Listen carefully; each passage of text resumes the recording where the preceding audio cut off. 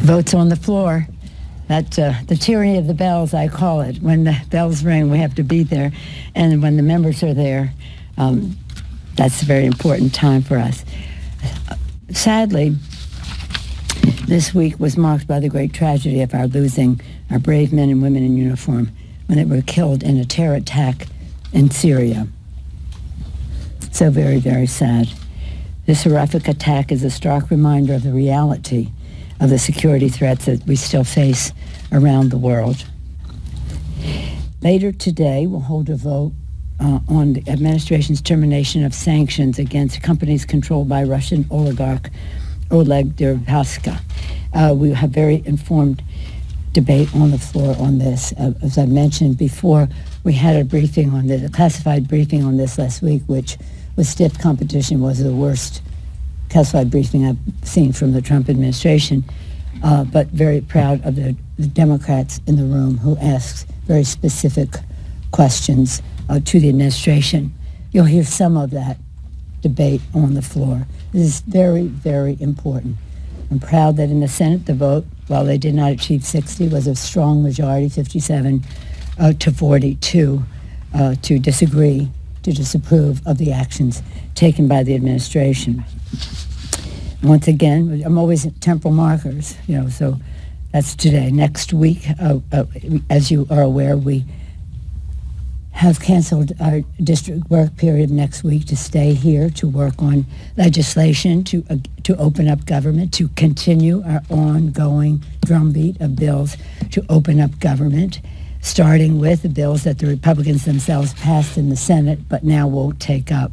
But we'll go to the next step next week on that. At the same time, we will be working on our agenda for the people to lower health care costs, to increase paychecks by building infrastructure of America, and by passing H.R. 1 in the very near future to bring dignity to government by lowering the role of big, dark, special interest money in politics and in government. Once again, we call upon the president to open up government, to reopen government. As I said, we canceled our district work period.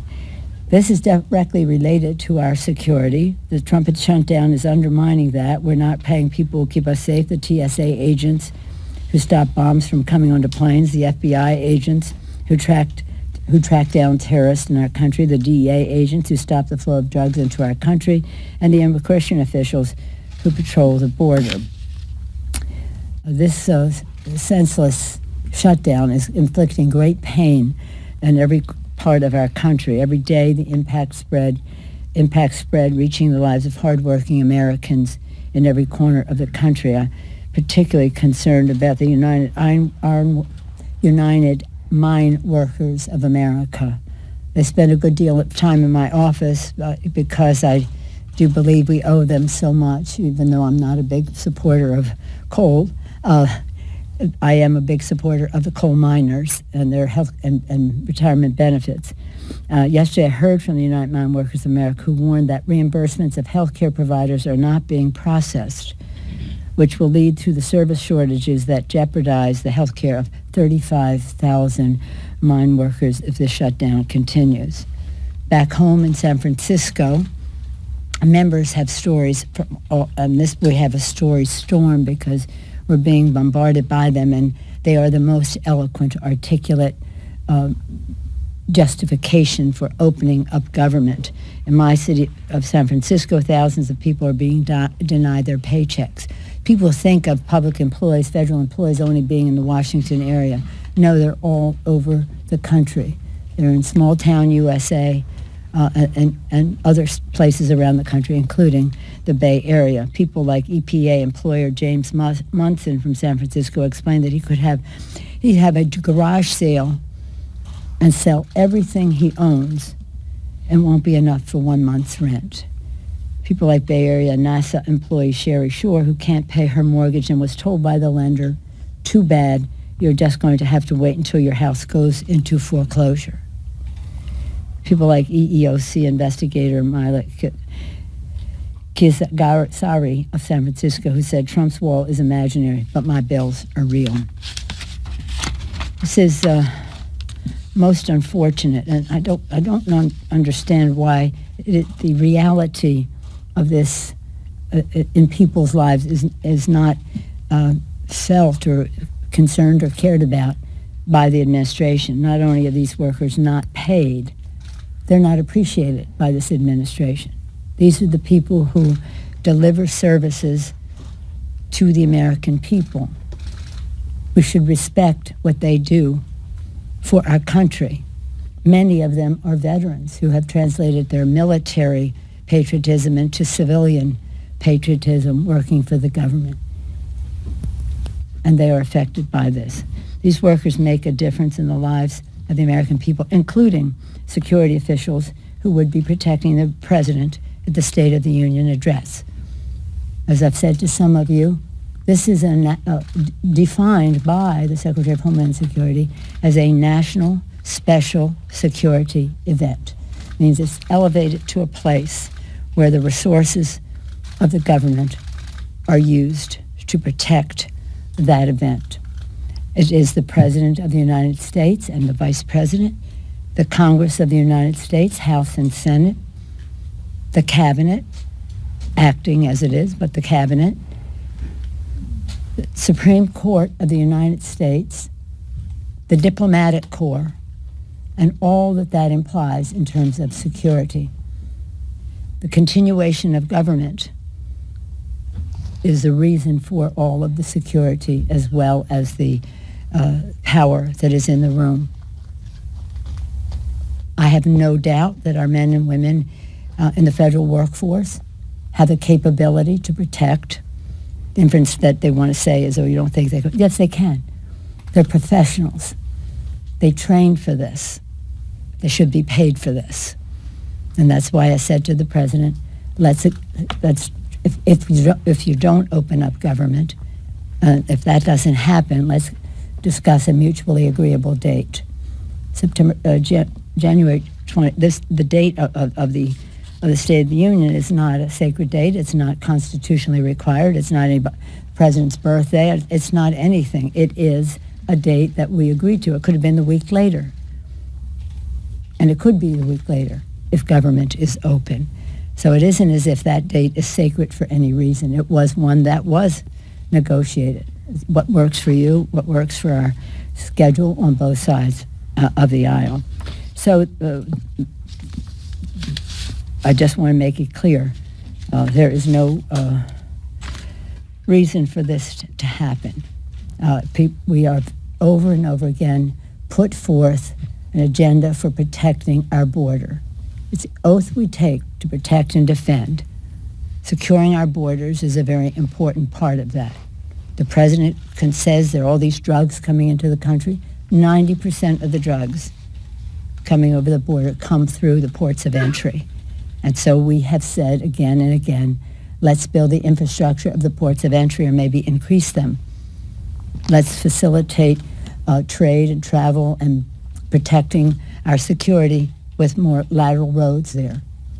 Let's increase the personnel. There are nearly 3,000, imagine, 3,000 vacancies in customs. Let's increase the personnel, infrastructure personnel, technology. For several $100 million, we have, there's the capability to scan the cars for drugs, guns, contraband. Technology is there. The will is there. I think there's bipartisan agreement that we should be doing that and to use other technology to protect the border in other ways. The president says the only way to do it is with a wall. That's a debate that we have, but it was no debate that we all agree that protecting our border is a responsibility we have, and that has always been the case. Again, we must respect our workers, protect our borders, and reopen government immediately.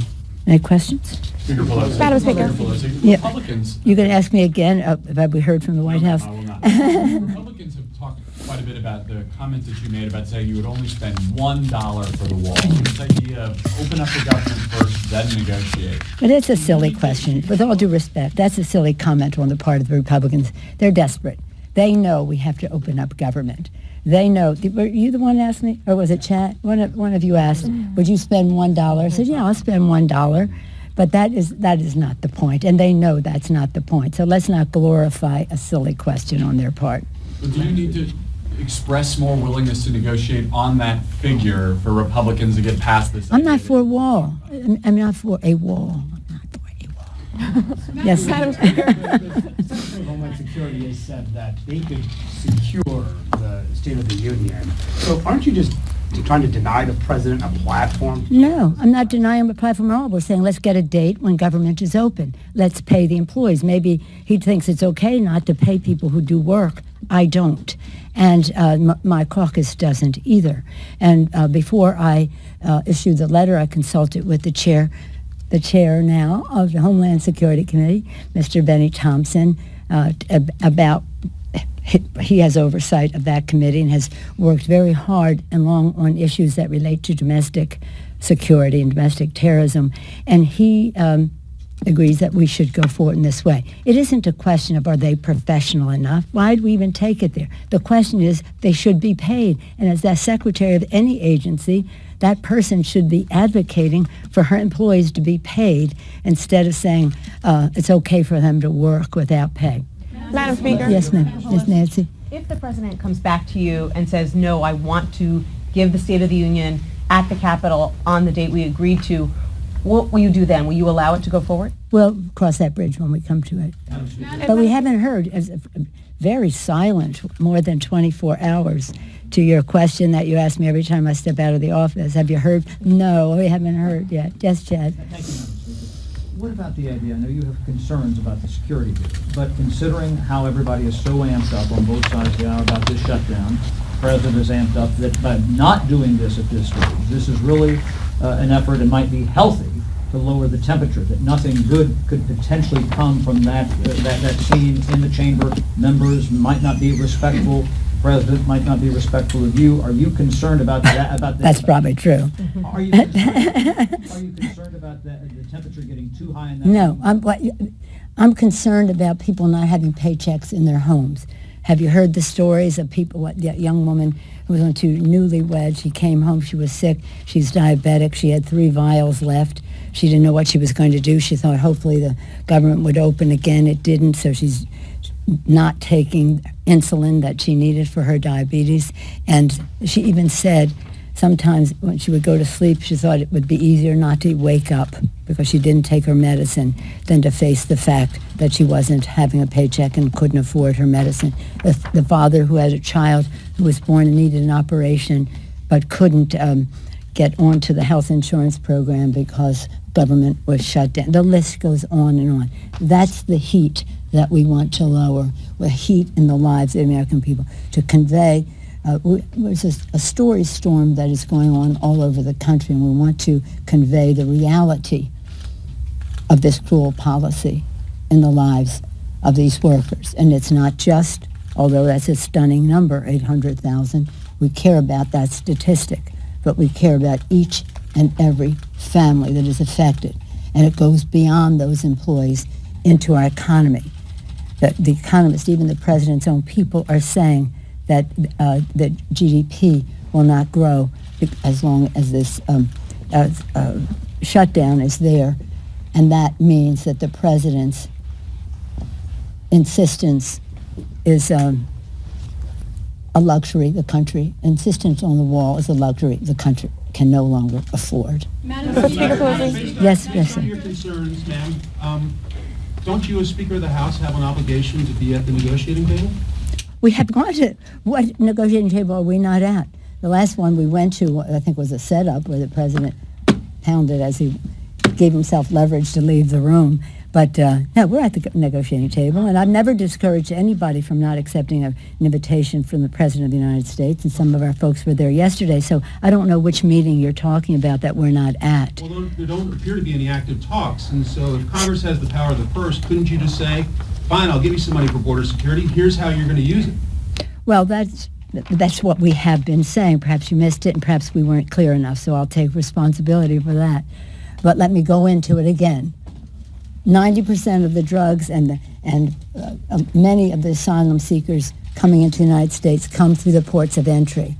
We're saying use resources. And by the way, in the last Congress, before we adjourned, we gave the administration exactly what the department asked for, and passed in the Senate. And we, so when you say, why aren't you negotiating?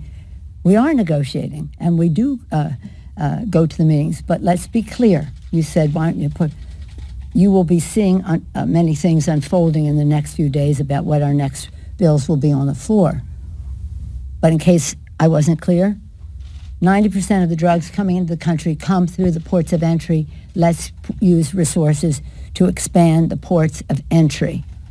You have to this has to be evidence-based, not notion-mongered. And those ports of entry need more personnel, nearly 3,000 employees, vacancies, positions not filled on the border. And some of it is because of the quality of life. They need more infrastructure to do their jobs in terms of ports of entry, water supply, and the rest. And then we talk about technology. As I said, several $100 million, ranges from $500 million to $700 million for the technology to scan the cars coming through the ports of entry, and that is to detect guns. It's like an electronic dog almost, to detect drugs, guns, and other contraband. You're using other technology, other places along the border, and to do so in a way. So it's about infrastructure, it's about some roads to go with it to facilitate trade, immigration, first and foremost, our security, and to do so in a way that honors our values. Maybe, I don't know if I have this here. I just saw a poll that said, which was interesting because it said, do you think, what was the question? Was George here? Do you think that, do you think that the wall is consistent with our values? Or is it like 51% said no and 42 or something like that said yes? So this is about who we are as a country, that we're able to protect our borders, our people, and our values.